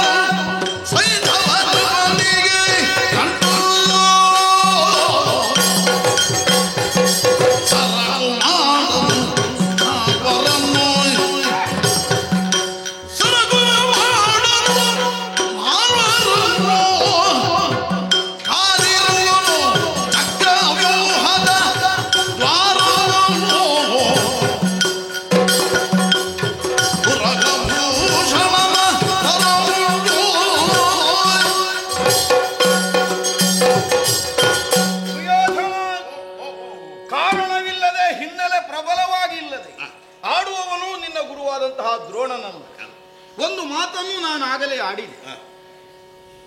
ಯುದ್ಧದಲ್ಲಿ ವಿಜಯವನ್ನು ಹೊಂದುವಲ್ಲಿ ಕೇವಲ ಕಲಿತಂತಹ ವಿದ್ಯಾಬಲವು, ದೇಹದಲ್ಲಿರಬಹುದಾದಂತಹ ಸತ್ವವು ಅಷ್ಟೇ ಸಾಕಾಗುತ್ತದೆ ಅಂತ ನಾವು ತಿಳಿದರೆ ನಾವು ಹೆಡ್ಡರಾಗುತ್ತೇವೆ. ಅದಕ್ಕಿಂತ ಹೆಚ್ಚಿನದ್ದಾಗಿ ಒಂದು ದೈವಾನುಗ್ರಹವನ್ನು ನಾವು ಹೊಂದಿರಬೇಕಾಗುತ್ತದೆ. ನನ್ನಿಂದಲೇ ಕಲಿತವಲ್ವ ಅರ್ಜುನ, ಭೀಮ ನನ್ನ ಶಿಷ್ಯನೇ ಅಲ್ವ. ಈಗ ಒಂದು ಸಲ ಬೇಕು ಅಂತಾದ್ರೆ ಅವರನ್ನು ಹೊಡೆದು ಹಾಕುವಷ್ಟು ಗೊತ್ತಿಲ್ಲದೆ ಇದ್ದ ಗುರುವ ನಾನು ಅಲ್ಲಪ್ಪ. ಅಥವಾ ಇನ್ನು ಮುಂದಾಗಲು ನನ್ನ ಸಮ್ಮುಖದಲ್ಲಿ ಅರ್ಜುನ ಮುಖಾಮುಖಿಯಾಗಿ ಹೋರಾಟದಲ್ಲಿ ಪ್ರತಿ ಸಲವು ಗೆದ್ದಿ ಹಿಂದೆ ಹೋದ ಅನ್ನೋದು ನಿನಗೆ ಮನಸ್ಸಿಟ್ಟು ಮುಂದುವರಿದರೆ ನಿಮ್ಮ ಮುಂದೆ ನೆಟ್ಟಗ ನಿಲ್ಲುವ ಮಗ ಯಾರು? ನಿನ್ನ ಮಾತಿನ ಮುರುಳು ಮನಸ್ಸಿಟ್ಟು ಅಂದ್ರೆ ಮತ್ತೆ ನಿನ್ನ ಮನಸ್ಸಿಲ್ಲದೆ ಮಾಡಿದ ಮನಸ್ಸಿಟ್ಟಿದ್ದೀರಿ. ನನ್ನ ಮನಸ್ಸು ಸಾಕಾಗುವುದಿಲ್ಲ ಹೇಳಿದ್ದು ನಾನು. ಪೂರ್ಣ ಪ್ರಮಾಣದಿಂದ ಸುಯೋಧನನ ಗೆಲುವನ್ನೇ ಲಕ್ಷ್ಯವನ್ನಾಗಿಸಿ ಹೋರಾಟವನ್ನು ನಡೆಸಿದರೂ ಗೆಲುವನ್ನು ಕಂಡುಕೊಳ್ಳುವುದಕ್ಕೆ ಸಾಧ್ಯವಾಗಲಿಲ್ಲ. ಯಾಕೆ? ಪ್ರತ್ಯಕ್ಷವಾಗಿ ಅವರು ಹೊಂದಿರುವಂತಹ ದೈವಾನುಗ್ರಹ. ನೀನೇ ಸೂಚಿಸಿದೆ, ಯಾದವೋತ್ತಮನ ಸಹಾಯದಿಂದ. ಹೌದಾ? ಕೃಷ್ಣನನ್ನೇ ನಿನ್ನ ಒಳಗು ಮಾಡಿಕೊಳ್ಬೇಕು ಅಂತಲ್ಲೋ ದ್ವಾರಕೆಗೆ ಹೋದದ್ದು. ನಿನಗೆ ಸಿಕ್ಕಿದ ನಾವು ಅವನೇ ವಿಭಾಗಿಸಿಕೊಟ್ಟ ಬಲರಾಮ ಬಂದನು ನಿನ್ನ ಬಳಿಗೆ. ಬರಲಿಲ್ಲ, ಅವು ಬರ್ಲಿಕ್ಕೆ ಇವ ಬಿಡ್ಲಿ. ಕಾರಣ ಇರಲಿ, ನಿನಗೆ ಒದಗಿತ. ಕೆಲವರು ಸಮಯಕ್ಕೆ ತಪ್ಪಿಸಿದ್ರೆ ಉಂಟು, ಸಮಯ ಮಾಡುದು. ಅದರರ್ಥ ಈಗ ನೀನು ಪ್ರಯತ್ನ ಮಾಡಲಿಲ್ಲ ಅಂತಲ್ಲ. ಮಾಡಿದೆ. ಈಗ ಪ್ರಯತ್ನ ಮಾಡಿದ್ರೆ ನಿನಗೆ ಫಲ ಸಿಗಲಿಲ್ಲ ಅಲ್ಲ. ದೈವಾಯತ್ತ ಹೇಳು, ನೀನು ಪ್ರಯತ್ನ ಮಾಡದೆ ಬಲರಾಮ ಬಾರದೆ ಇದ್ದದ್ದಲ್ಲ. ನೀನು ಪ್ರಯತ್ನ ಮಾಡದೆ ಕೃಷ್ಣ ಬಲರಾಮನು ನಿನಗೆ ಕೊಟ್ಟದ್ದಲ್ವಲ್ಲ. ಅವರು ಕೊಟ್ಟರು ನಿನಗೆ ಸಿಕ್ಕಿಲ್ಲ. ಅಲ್ಲ, ಆದರೆ ನಮ್ಮ ನಂಬಿಕೆಗೆ ಮತ್ತು ಬಲ ಬರ್ತದೆ ಗುರುಗಳೇ. ಹೇಗೆ? ಈಗ ಮಾತ್ರ ಅಧಿಪತಿ ನಮ್ಮ ಸಹಾಯಕ್ಕೆ ಬಂದದ್ದಲ್ಲ. ಪುರುಷ ಪ್ರಯತ್ನ ಎಂಥದ್ದು ಒಂದು ಕಲ್ಲು ಬಿಸಾಡಿ ಬಿತ್ತಲ್ಲ, ಒಂದು ಮಾವಿನ ಹಣ್ಣು ಬಿತ್ತು. ಹಾಗಾದ್ರೆ ಬಿತ್ತು ಅಲ್ಲ ಹೇಳಿದ್ದು ನಾನು. ಬಿತ್ತು ಕೃಷ್ಣನಲ್ಲದ್ದರಿಂದ ಬಂದ ಅಥವಾ ಕೃಷ್ಣನಂತೆಯೇ ಬಂದನೋ ಗೊತ್ತಿಲ್ಲ. ನೀನು ಹೊಸ ಪರಿಚಯದವರನ್ನೆಲ್ಲ ಬಹಳ ನಂಬಬೇಡ. ಇಲ್ಲ, ನಾನು ಈ ಸಲ ಹಳೆ ಪರಿಚಯದವರನ್ನೇ. ನೀವು ಸತ್ಯಕ್ಕಾದ್ರೆ ನಿಮ್ಮ ಕೆಲವು ಮಾತಿನ ದಾಟಿ ನನಗೆ ಇನ್ನೂ ಅರ್ಥ ಆಗುವುದಿಲ್ಲ. ಅದಕ್ಕೆ ಬೇರೆಯವರೇ ಅರ್ಥ ಹೇಳಬೇಕಾದ್ರೆ ಕೃಷ್ಣನಂತೆಯೇ ಮಾತ್ರಾಧಿಪತಿ ಬಂದನ. ಕೃಷ್ಣ ಬಂದದ್ದು ಕೃಷ್ಣ ಪಾಂಡವರ ಒಳಗೆ ಬಂದಂತೆ ಅಂತಲ್ಲ, ಯುದ್ಧಕ್ಕೆ. ಕೃಷ್ಣ ನಿನಗೆ ಬಂದಂತೆ. ಕೃಷ್ಣ ನಿನಗೆ ಈಗ ಬರಲಿಲ್ವ ಕೇಳಿದ್ರೆ ಬಂದಲ್ಲ, ಬಲರಾಮನನ್ನು ಕೊಟ್ಟ ಅಲ್ಲ. ಅಲ್ಲ, ಅವನೇ ನನ್ನಲ್ಲಿ ಕೇಳಿದರು ಏನು ಅಂತ. ಯಾರು ಬೇಕು ನಿನಗೆ? ಹೌದು, ನೀನೇನು ಹೇಳಿದಿ? ನಾನು ಅವರೇ ಆದಿತ್ತು ಅಂತ ಹೇಳಿ. ಅವರೇ ಆದಿತ್ತಂದ್ರೆ ಬೇರೆ ಇರಲಿಲ್ಲ, ಒಂದೇ ಇರುವಾಗ ಆಯ್ಕೆ ಮಾಡುವುದಿಲ್ಲ. ಆಯ್ಕೆ ಮಾಡಿದ ಅವ ಅಲ್ವ, ಅರ್ಜುನ ಅಲ್ವ ಮೊದಲು, ಕೃಷ್ಣ ಅಲ್ಲ. ಆದರೆ ಒಂದು ಸಮಾಧಾನ, ತಡವಾಗಿ ಆದರೂ ನನ್ನ ಆಯ್ಕೆ ಕೆಲವು ಸಲ ಒಳ್ಳೇದಾಗ್ತದೆ. ಏನು? ಈಗ ನಿಮ್ಮನ್ನು ಆಯ್ಕೆ ಮಾಡಿದೆ ನಾವು. ಅಲ್ಲ ಅದು ಹೌದಪ್ಪ, ಈಗ ನನ್ನನ್ನು ಆಯ್ಕೆ ಮಾಡಿದ್ದಕ್ಕೆ ಈಗ ಬಲರಾಮನನ್ನು ಆಯ್ಕೆ ಮಾಡಿ ಇನ್ನೂ ಬರಲಿಲ್ಲ. ಅವ ಬರಲಿಲ್ಲ, ಅವ ಬರುವಾಗ ಇಲ್ಲಿ ಅಲ್ಲ ಅವ ಬರುವಲ್ಲಿವರೆಗಾದ್ರೂ ನಾವು ಉಳಿಬೇಕಲ್ಲ. ಹೌದು, ಅದಕ್ಕಾದ್ರೂ ಯೋಚನೆ ಅಥವಾ ಯುದ್ಧ ಮುಗಿಬೇಕು. ಯುದ್ಧ ಮುಗಿಬೇಕು. ಯಾಕೆ ಅರ್ಜುನ ತಪ್ಪಬೇಕು ಅಂತ ನಾನು ಆಡಿದೆ. ಅರ್ಜುನ ತಪ್ಪಿದರೆ ನಮಗಿರಬಹುದಾದಂತಹ ಪ್ರತ್ಯಕ್ಷ ದೈವಾನುಕೂಲವನ್ನು ನಮಗೆ ಅರ್ಥ ಮಾಡಿಕೊಂಡು ವ್ಯವಹರಿಸುವುದಕ್ಕೆ ಸಾಧ್ಯ ಆಗುತ್ತೆ. ನೀನು ದೈವಾನುಕೂಲಕ್ಕೆ ಏನು ಹಿಂದೆ ಬಿದ್ದ ನಿನಗೆ ಮುಟ್ಟದು. ಅಲ್ಲ, ನಾನು ಭಾಗ್ಯವಂತ ಅಂತ ಹಲವರು ಹೇಳ್ತಾರೆ. ಹೌದೌದು, ಅದನ್ನು ಧರ್ಮರಾಯನು ಒಪ್ಪಿದ್ದ. ಅಲ್ಲ, ಈಗ ರಾಜಸೂಯದಲ್ಲೆಲ್ಲ ನಾನು ಕಂಡದ್ದೆ. ನಿಜವಾಗಿ ನೋಡಿದರೆ ನೀನು ಭಾಗ್ಯವಂತ ಅಲ್ಲ, ನೀನು ಭಾಗ್ಯದಾಯಕ. ನೀನು ಇನ್ನೊಬ್ಬರ ಲಾಭಕ್ಕಾದೀತೆ ಹೊರತು ನಿನ್ನ ಲಾಭಕ್ಕಲ್ಲ. ನಮ್ಮಲ್ಲಿ ಎಷ್ಟಿದ್ದರೂ ಅದು ನಮ್ಮ ಪ್ರಯೋಜನಕ್ಕೆ ಸಿಕ್ಕುವುದಿಲ್ಲ, ಯಾರ್ಯಾರು ತಿಂದು ಹೋಗುದು. ನಿನ್ನಲ್ಲಿ ಎಷ್ಟಿದ್ರು ನಿನ್ನ ಪ್ರಯೋಜನಕ್ಕೆ ನೀನು ಮಾಡುವುದಿಲ್ಲ, ನಿನಗೆ ಸಿಗದೇ ಇದ್ದದ್ದಲ್ಲ. ಅದು ಔದಾರ್ಯವು ದೌರ್ಬಲ್ಯ ಆಗಿ ಬಿಡ್ತದೆ ಗುರುಗಳೇ. ಎಲ್ಲಿವರೆಗೆ ಅಲ್ಲ ಹೇಳಿದ್ ನಾನು, ಒಂದೊಂದ್ಸಲ ನಮ್ಗೆ ಅನುಕೂಲ ಆಗುತ್ತದೆ. ಇಲ್ಲಿಂದ ಹೆಣ್ಣು ಕೊಂಡೋದವರು ಇಲ್ಲಿಂದ ಮನೆ ಬಿಟ್ಟು ಹೋಗಿದ್ದಾರೆ, ಇಲ್ಲಿಗೆ ಹೆಣ್ಣು ಕೊಟ್ಟವರು ಇಲ್ಲಿಂದ ಬಿಡಾರ ತೆಗೆದಿದ್ದಾರೆ. ಈಗ ನಿಜವಾಗಿ ಅವರು ಗಾಂಧಾರದಲ್ಲಿ ಅಲ್ಲ ಇದ್ದದಕ್ಕಲ್ಲ, ಆಕ್ಷೇಪ ಅಲ್ಲ, ಗಾಂಧಾರದಲ್ಲಿ ಅಲ್ಲೂ ಇರಬೇಕು. ಇಲ್ಲಿ ಎಂತ ಕೆಲಸ ಅವರಿಗೆ? ಅಕ್ಕನ ಮನೆಯಲ್ಲೂ 10 ದಿವಸ ಇದ್ದು ಹೋಗಲಿ ಅಂತ ನಾನು ಭಾವಿಸಿದೆ. ಇದು 10 ಕೆಲವು ವರ್ಷ ಆಯ್ತು ಈಗ. ಆದ್ರೆ ಕೆಲವೊಮ್ಮೆ ಉಪಕಾರಕ್ಕೆ ಸಿಗ್ತಾರೆ. ಇರ್ಲಿಯಪ್ಪ, ಈಗ ನಾವು ನಿರಾಕರಿಸಿದ್ದಲ್ಲ, ನೀನು ಭಾಗ್ಯದಾಯಕ ಅಂತ ನಾನು ಪುಷ್ಟೀಕರಿಸುವುದು ಹೇಳುದು. ಇನ್ನೊಬ್ಬರಿಗೆ ನೀನು ಧಾರಾಳ ಕೊಡ್ತೀನಿ. ಈಗ ಕರ್ಣ ನಿನಗೆ ಹಳೆ ಪರಿಚಯ ಅಂಗರಾಜ್ಯ ಕರೆದು ಕೊಟ್ಟಿದ್ದೇನೆ, ಇನ್ನೊಬ್ಬರಿಗೆ ಕೊಡ್ತೀನಿ, ನಿನಗೆ ಉಂಟು ನೋಡುದಿಲ್ಲ ನೀನು. ಹಾಗೆ ನೋಡಿದ್ರೆ ಈಗ ಅಶ್ವತ್ಥಾಮ ಗುರುಪುತ್ರ. ಹೌದು, ಗುರುಗಳನ್ನು ಸಾಕಬೇಕು, ಅವರ ಸಂಸಾರ ಸಾಕಬೇಕಾ? ಅಲ್ಲ, ನಾನು ಇಲ್ಲಿಯ ಕುಲಪತಿಯಾಗಿರುವ. ಹೌದು, ಆದ್ರೆ ನಿಮ್ಮ ಮನೆಯಲ್ಲಿ ನಿಮ್ಮ ಮಗನಾಗಿ ಇರುವುದಲ್ಲ. ಅಲ್ಲ, ನಾನು ಭಾಗ್ಯದಾಯಕ ಅನ್ನುವುದನ್ನು ನಾನು ಅರ್ಥ ಮಾಡಿಕೊಳ್ಳೋದು. ಈಗ ಅಶ್ವತ್ಥಾಮ ಹಾಗೆ ಒಬ್ಬನೇ ಯಾವನಿಗೆ ಇರುವುದಕ್ಕಾಗುವುದಿಲ್ಲ. ಈಗ ಯಾವ ಯಾವ ಸಂಬಂಧವೂ ಇಲ್ಲದೆ ಇದ್ದವರಲ್ಲಿ ಇಲ್ಲಿ ಬದುಕುವುದಿಲ್ಲ. ಅದು ಕೇಳಿದ್ ನಾನು, ಇಲ್ಲೇ ಇರಬೇಕಾದವರಲ್ವಲ್ಲ. ಅಲ್ಲ, ಈಗ ಅವನ ಸುದ್ದಿ ಅಂತ ಕೇಳಿದ ಕಾರಣ ಉಂಟು. ಅವನನ್ನು ಯಾವುದಕ್ಕೂ ಒಂದು ಗಾದೆ ಕೇಳಿಲ್ಲ, ಭಾವನೆಗೆ ಭಾವನೆ ಬಲ ಅಂತ. ಹೌದೌದು, ಅದು ಬಲ ಆಗಬೇಕಲ್ಲ, ನಾವು ಕರೆದಾಗ ಬರ್ಬೇಕಲ್ಲ. ಬರಬೇಕು ಬಲಕ್ಕೆ ಅಲ್ಲ, ಬರುವುದಕ್ಕೆ ಇಲ್ಲ ಇದ್ದ ನಾವು. ಅಲ್ಲ, ಅದೇ ಬಲಕ್ಕೆ ಒದಗಬೇಕಲ್ಲ. ಇದ್ದವರೆಲ್ಲ ಬರ್ತಾರೆ ಅಂತ ಅರ್ಥ ಅಲ್ಲ. ಅದಲ್ಲ, ಅರ್ಜುನನೊಬ್ಬ ತಪ್ಪಿದರೆ ಪಾಂಡವರಲ್ಲಿ ಮಿಕ್ಕಾರನ್ನೂ ನಾನು ಆಡದೆ ಅರ್ಜುನನನ್ನೇ ನೋಟ ಬಿಟ್ಟು ಹೇಳಿದ ಯಾವ ಕಾರಣಕ್ಕೆ? ಧರ್ಮರಾಯನನ್ನು ಸೆರೆ ಹಿಡಿಯುವಂತಹ ನಮ್ಮ ಕಾರ್ಯದಲ್ಲಿ ನಮಗಿರಬಹುದಾದ ದೈವಾನುಗ್ರಹವನ್ನು ಪ್ರತ್ಯಕ್ಷವಾಗಿ ಕಂಡುಕೊಂಡು ಆಡಿದ ಮಾತು. ಕೌರವ ಯುಧಿಷ್ಠಿರನನ್ನು ಕಟ್ಟಿ ಹಾಕಲಿಕ್ಕೆ ಇರುವ ದೈವಾನುಗ್ರಹ. ಪಾಂಡವರ ಪಾಳಯದಲ್ಲಿ ಕೃಷ್ಣ ಇರಲಿ, ಕೃಷ್ಣ ಅರ್ಜುನನ ರಥದಲ್ಲೇ ಸಾರಥಿಯಾಗಿರಲಿ, ಅಲ್ಲಿಗೆ ಪ್ರತ್ಯಕ್ಷವಾಗಿ ಆ ದೈವಾನುಗ್ರಹ ಇದ್ದರೂ ಪಾಂಡವರನ್ನು ಒಂದು ದಿವಸದಲ್ಲಿ ನಮಗೆ ಸೋಲಿಸಬಹುದಾದ ದೈವಾನುಗ್ರಹ ನಮ್ಮ ಬಳಿಯೂ ಇದೆ. ಏನು ಇಷ್ಟು ದೊಡ್ಡ ಒಗ್ಗಟ್ಟಲ್ಲ, ನನ್ನಿಂದ ಸಾಧ್ಯ ಇಲ್ಲ ಬಿಡಿಸಲಿಕ್ಕೆ. ಎಂತದ್ದು ನೀವು ಹೇಳಲಿಕ್ಕೆ ಹೊರಟದ್ದೆಂತದ್ದು ಸತ್ಯಕಾರ? ನೀನು ಬಿಡಿಸಲಿಕ್ಕೆ ಹೊರಟದ್ದು ಯಾವುದು ಪೂರ್ತಿ ಬಿಡಿಸಲಿಕ್ಕೆ ಆಗುದಿಲ್ಲ. ಈಗ ನೀವು ಇರುವಾಗ ನೀವೊಂದು ಹೊಸ ಕಟ್ಟ ಹಾಕಿ ಬಿಡುವುದು ಬೇಡ, ಅದನ್ನು ಬಿಡಿಸಿ. ಇದು ನಿನ್ನ ಭಾವನ ವಿಷಯವೇ, ಸೈಂಧವನದ್ದು. ಹೌದು, ಅವನಿಗೊಂದು ದೊಡ್ಡ ವರ ಉಂಟು. ಎಂಥದ್ದು? ಅದೆಲ್ಲ ನೆನಪು ಮಾಡಬೇಕಾ ಈಗ ಆ ಸಂದರ್ಭ ಅಂತ ನಾನು ಸ್ವಲ್ಪ ಎಂತ ವರ? ಯಾವುದೆಂತ ವರ? ಅವನು ಪರಮೇಶ್ವರನಿಂದ ಒಂದು ವರ ಪಡ್ಕೊಂಡಿದ್ದಾನೋ ಗೊತ್ತಿಲ್ಲ ನಿನಗೆ? ಎಂಥದ್ದು? ದ್ರೌಪದಿಯ ಮೇಲೆ ಕೈ ಹಾಕಲಿಕ್ಕೆ ಹೋದಾಗ ನೆನಪುಂಟು. ಏನು ವರ ಪಡೆದದ್ದು ಹೇಳಿದನ? ದ್ರೌಪದಿಯನ್ನು ವನವಾಸದಲ್ಲಿ ಹೇಳ್ಕೊಂಡು ಬರ್ಲಿಕ್ಕೆ ಹೋದ. ಭೀಮಾರ್ಜುನರು ಬಂದು ಅವನು ಶಿಖೆ ಕತ್ತರಿಸಿ ಆದ ಅಪಮಾನ ಸಹಿಸದೆ ಪಾಂಡವರನ್ನು ಹೇಗಾದರೂ ಸೋಲಿಸಬೇಕು ಅನ್ನುವುದಕ್ಕಾಗಿ ಪರಮೇಶ್ವರನ ಕುರಿತಾಗಿ ತಪಸ್ಸು ಮಾಡಿ ಒಲಿದಂತಹ ಪರಮೇಶ್ವರನಲ್ಲಿ ಪಾಂಡವರನ್ನು ಜಯಿಸುವುದಕ್ಕೆ ನನಗೆ ಒಂದು ಶಕ್ತಿಯನ್ನು ಕೊಡುವನ್ನು ಹಾಗೆ ಕೇಳಿದೆ ನಾನು. ಈಗಾಗಲೇ ನಾನು ಪಾಶುಪತ ಕೊಟ್ಟಾಗಿದೆ. ಹಾಗಾಗಿ ಅರ್ಜುನನನ್ನು ಗೆಲ್ಲುವುದಕ್ಕೆ ನಿನಗೆ ಯಾವ ಕಾಲಕ್ಕೂ ಆಗುವುದಿಲ್ಲ. ಆದರೆ ಒಂದು ದಿವಸಕ್ಕೆ ಅರ್ಜುನನೊಬ್ಬನನ್ನು ಹೊರತುಪಡಿಸಿ ಮಿಕ್ಕುಳಿದ ಪಾಂಡವರನ್ನು ನೀನು ಜಯಿಸಿ ನಿಲ್ಲುವಂಥ ಅವಕಾಶವನ್ನು ನಿನಗೆ ಕೊಟ್ಟಿದ್ದೆ. ನನಗೊಮ್ಮೆ ಸಿಕ್ಕಬೇಕು ಆ ವಿಶ್ವಾಸ. ಕೊಡುವುದು ಹೇಗೂ ಕೊಟ್ಟೆ, ಒಂದು ದಿವಸದಂತ ತೆಗೆದುಕೊಟ್ಟೆ. ಮತ್ತೆ ಒಂದು ವಾರದಾದ್ರೂ ಕೊಟ್ಟಿದ್ದೆ. ಎಂಥದ್ದು ಒಂದು ವಾರದ್ದು ಕೊಡೋದು? ಯುದ್ಧ ಮಾಡಬಹುದಿತ್ತಲ್ಲ.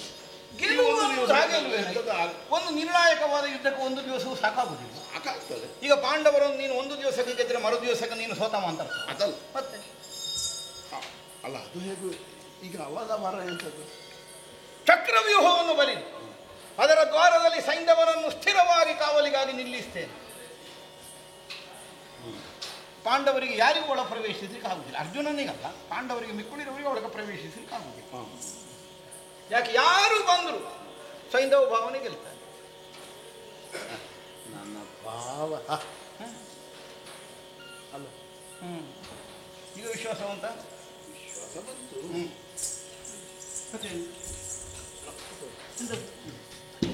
ನಿನ್ನೊಟ್ಟಿಗೆ ನಾನು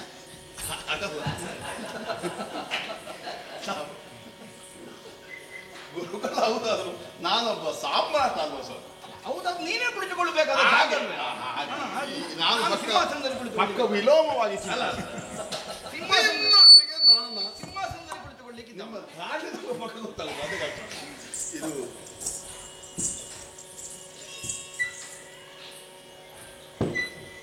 ಈ ಚಕ್ರವ್ಯೂಹ ಅಂದ್ರೆ ಎಂತ? ನಿನಗಿನ್ನು ಪಾಠ ಮಾಡಿ ನಿನ್ನ ಜನ್ಮದಲ್ಲಿ ಬರ್ಲಿಕ್ಕೆ ಉಂಟಲ್ಲ. ಅದರ ಸ್ವರೂಪ ನನಗೆ ಉದಾಹರಣೆ ಗೊತ್ತಿಲ್ಲದಲ್ಲ, ಗಾದೆ ಗೊತ್ತಿಲ್ಲದಲ್ಲ. ಯಾರು ರಾತ್ರಿ ಇಡೀ ರಾಮಾಯಣ ಕೇಳಿ ಮರು ದಿವಸ ಕೇಳಿದ್ರಂತೆ ರಾಮನಿಗೆ ಸೀತೆ ಎಂತದ್ದು. ಇವ ಅತ್ತೆ ಹೇಳಿದ ಅತ್ತೆ ರಾಮನಿಗೆ ಸೀತೆ ಏನಾಗಬೇಕು. ರಾಮನಿಗೆ ಸೀತೆ ಅತ್ತೆ. ನಾನು ನಿಮ್ಮಲ್ಲಿಯೇ ಕಲ್ತದ್ದು. ಅರ್ಜುನಾದಿಗಳು ನಿಮ್ಮ ಶಿಷ್ಯರೇ. ಚಕ್ರವ್ಯೂಹವನ್ನು ನನಗೂ ಬೋಧಿಸಿರಲೇಬೇಕು ನೀವು. ಆಟ ಎಲ್ಲರಿಗೂ ಮಾಡಿದ್ದೇನೆ. ಆದರೂ ಕೇಳೋದು ಈ ಚಕ್ರವ್ಯೂಹ. ಚಕ್ರವ್ಯೂಹ ಅಂದರೆ ಊರ್ಜಿತ ಚಕ್ರವ್ಯೂಹ. ಹೌದು, ಸವ್ಯಾಪಸವ್ಯವಾಗಿ ತಿರುಗುತ್ತಿರುವಂತಹ 4 ಸಾಲಿನ ಸೇನಾ ವ್ಯೂಹ. 4 ಸಾಲಿನ ಸೇನಾ ವ್ಯೂಹ. ರಥದ ವ್ಯೂಹ ಒಂದು, ಆನೆಗಳದ್ದೊಂದು, ಕುದುರೆ ಏರಿದವರದ್ದೊಂದು, ಕಾಲಾಳುಗಳದ್ದೊಂದು. ಇದು ಸವ್ಯಾಪಸವ್ಯ. ಒಂದು ಪ್ರದಕ್ಷಿಣಾಕಾರವಾಗಿ ಸುತ್ತುತ್ತಾ ಇರುವುದು, ಒಂದು ಅಪ್ರದಕ್ಷಿಣಾಕಾರವಾಗಿ ಸುತ್ತುತ್ತಾ ಇರುವುದು. ಇಡೀ ವ್ಯೂಹಕ್ಕೆ ದ್ವಾರ ಒಂದೇ, ಬೇರೆಲ್ಲಿಯೂ ದ್ವಾರ ಇದೆ. ಆ ದ್ವಾರದ ಮೂಲಕವಾಗಿ ಚಕ್ರವ್ಯೂಹವನ್ನು ಪ್ರವೇಶಿಸಬೇಕು ಯೋಧನಾದ. ಹೋರಾಡುತ್ತಾ ಈ ಚಕ್ರವ್ಯೂಹವನ್ನು ಭೇದಿಸಿ ಗೆಲುವನ್ನು ಹೊಂದಿ ವ್ಯೂಹ ನಾಶ ಮಾಡಿಯೇ ಹಿಂದೆ ಹೋಗಬೇಕು. ಅದು ಚಕ್ರವ್ಯೂಹದಲ್ಲಿರಬಹುದಾದ ಸತ್ತು. ಸವ್ಯಾಪಸವ್ಯದಿಂದ ತಿರುಗುತ್ತಾ ಇರ್ತದೆ. ದ್ವಾರದ ಸ್ಥಳವು ಬದಲಾವಣೆ ಆಗ್ತಾ ಇರ್ತದೆ. ಯಾವ ಕಡೆಯಿಂದಲೂ ಆಕ್ರಮಣ ನಡೆಯುತ್ತದೆ. ಮುಂದಿನಿಂದ, ಹಿಂದಿನಿಂದ, ಎಡದಿಂದ, ಬಲದಿಂದ. ದ್ವೈರಥ ಯುದ್ಧದಾಗೆ ಪ್ರತಿಸ್ಪರ್ಧಿಯೇ ಬಾಣ ಹೂಡುವುದೆಂದಿಲ್ಲ. ಇಲ್ಲ, ಸಾಮೂಹಿಕವಾದ ಹೋರಾಟ. ಯಾವನು ಚಕ್ರವ್ಯೂಹವನ್ನು ಭೇದಿಸುವುದಕ್ಕಾಗಿ ಒಳ ಸೇರುವುದಕ್ಕೆ ಮುಂದಾಗುತ್ತಾನೆ ಅವನ ಮೇಲೆ ಇಲ್ಲಿದ್ದವರೆಲ್ಲ ಏಕಕಾಲದಲ್ಲಿ ಶರಪ್ರಯೋಗ ಮಾಡ್ತಾರೆ. ಯುದ್ಧ ಕ್ರಮ ಅದು, ಯುದ್ಧ ನೀತಿಗೆ ವಿರುದ್ಧ ಅಲ್ಲ. ಆ ಹೊಡೆತದಿಂದ ತನ್ನನ್ನು ತಾನು ಉಳಿಸಿಕೊಂಡು ಈ ಸೇನೆಯನ್ನು ನಾಶ ಮಾಡಿದರೆ ಮಾತ್ರ ಅವನಿಗೆ ಗೆಲ್ಲುವುದಕ್ಕೆ ಸಾಧ್ಯ ಆಗುತ್ತೆ. ಪಾಂಡವರ ಪಾಳೆಯದಲ್ಲಿ ಅರ್ಜುನನೊಬ್ಬನನ್ನು ಹೊರತುಪಡಿಸಿದರೆ ಮತ್ತೆ ಚಕ್ರವ್ಯೂಹ ಭೇದನದ ಕ್ರಮ ಗೊತ್ತಿರುವುದು ಕೃಷ್ಣನಿಗೆ ಮಾತ್ರ. ಅವ ಆಯುಧವೇ ಹಿಡಿಯುವುದಿಲ್ಲ. ಅರ್ಜುನ ಆಯುಧ ಹಿಡಿದು ಇಲ್ಲಿಗೆ ಬರಲಿಕ್ಕೆ ಬೇರೆ ಕಡೆಗೆ ಹೋಗುವುದು. ಆಗ ಚಕ್ರವ್ಯೂಹ ಭೇದನಕ್ಕೆ ಮಂದಿಗಳು ನಾವು ಕೊಟ್ಟ ಪಂಥಾಹ್ವಾನವನ್ನೇ ಅವರಿಗೆ ಸ್ವೀಕರಿಸುವುದಕ್ಕೆ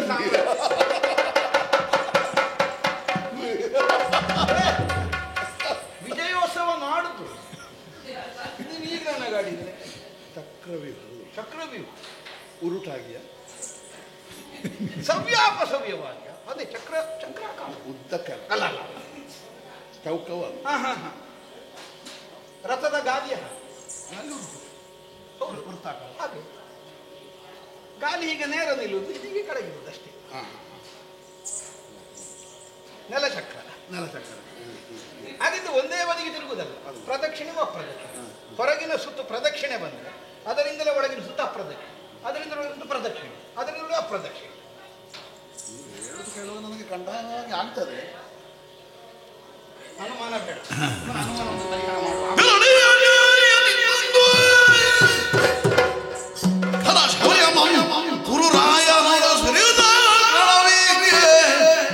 ನಿಲ್ಲಿಸಿದವು ಕರಿಘಟಗಳ ಶತಸಹಸ್ರ ರಥಗಳ 50,000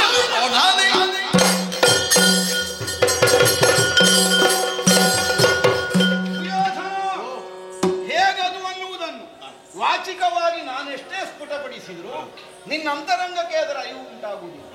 ಹಾಗಿದ್ರೇನು, ಹೇಗಿದೆ ಚಕ್ರವ್ಯೂಹ ಅನ್ನುವುದರ ಬಗ್ಗೆ ಒಂದು ಸಾಂಕೇತಿಕವಾದ ಚಿತ್ರಣ ಮಾತ್ರ ನನಗೆ. ನನಗೆ ನೋಡಿದ್ರೆ ಬರ್ತು ಹೋಗುದು. ರೇಖಾಚಿತ್ರ ಹೇಗೆ ಒಂದು ನಕ್ಷೆ. ಹೌದು, ಒಂದು ಮಾಡಿ ತೋರಿಸಿ. ಈಗ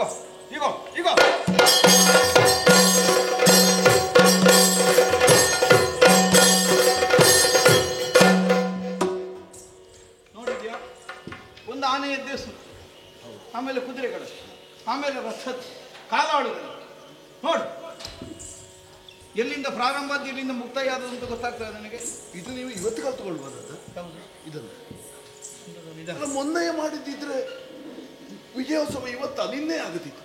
ಹಾಗೆ ಅದ್ಭುತ. ಈ ಅತ್ಯದ್ಭುತವಾದದ್ದನ್ನೆಲ್ಲ ಅನಿವಾರ್ಯ ಆದರೆ ಮಾತ್ರ ಆಚರಿಸಬೇಕು ಅನ್ನುವುದು ನಮಗೆ ಉಪದೇಶ. ಎಲ್ಲ ಸಂದರ್ಭದಲ್ಲಿ ಮಾಡಲಿಕ್ಕಿಲ್ಲ. ನಾನೇ ಬೆಚ್ಚಿ ಬೆರಗಾಗಿ ಹೋದೆ. ನನ್ನ ಗೆಲುವು ನಿಮ್ಮ ಪ್ರಯತ್ನದ ಮೂಲಕವಾಗಿ ನಿಶ್ಚಯ ಅನ್ನುವಂತಹ ಆತ್ಮವಿಶ್ವಾಸ. ಪ್ರಬಲನಾದ ಒಬ್ಬ ಯೋಧನನ್ನು ನಾಳೆಯ ದಿನ ನಿನ್ನ ಗೆಲುವಿಗಾಗಿ ಬರಿ ತೆಕ್ಕೊಂಡೇ ತಗೊಳ್ಳ. ಆದರೆ ಅರ್ಜುನನನ್ನು ಬೇರ್ಪಡಿಸುವ ಕೆಲಸ ನಿಲ್ಲಿಸ್ತಾರೆ. ಅವನಿಗೆ ತಲೆ ಹಾಕಿ ಮಲಗ ಅಷ್ಟು. ನಾಳೆ ಇನ್ನು ಕಿರೀಟ ಬಿಚ್ಚಿ ನಿದ್ದೆ ಮಾಡುವುದಲ್ಲ, ನಾಳೆ ವ್ಯವಸ್ಥೆ ಮಾಡುವುದು.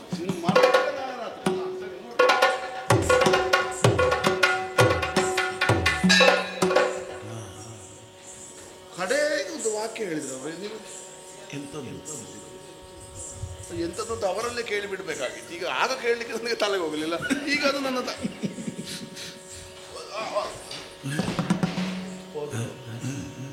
ಪ್ರಬಲವಾದ ಒಬ್ಬ ಯೋಧನನ್ನು.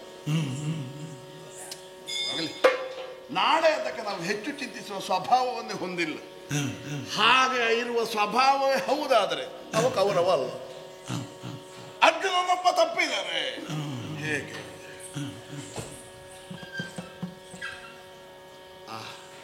ಅವರೇ ಸರಿ, ಸಂಶಪ್ತಕರು ಅವರನ್ನು